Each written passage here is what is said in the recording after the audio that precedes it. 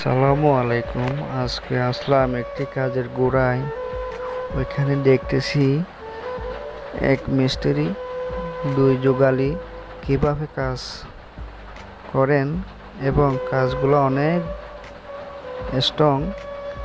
কারণ এরা কিন্তু দুই নম্বরই করে না, যেখানে কাজ করুক না কেন কিন্তু কাজগুলো স্ট্রং থাকবে এদের।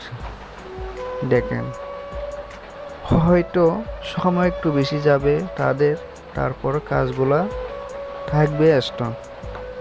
আর অন্য অন্য মিস্ত্রি যারা আছেন এরা তো টাকার লোভ বেশি, দুটা টাকা পাওয়ার জন্য এমনি কাজ করে চলে যায়, পরে মোটরটা পানিতে পড়ে যায়। এর দায় কে? এদের দায় কে নেবে? দেখেন আমাদের মিস্ত্রিরা কীভাবে কাজ করে, দেখেন। আপনারা এদের কাছ থেকে কাজ শিখুন, আপনাদের কাজে আসবে এবং সবাইকে দেখার সুযোগ করে দেবেন। ধন্যবাদ সবাইকে।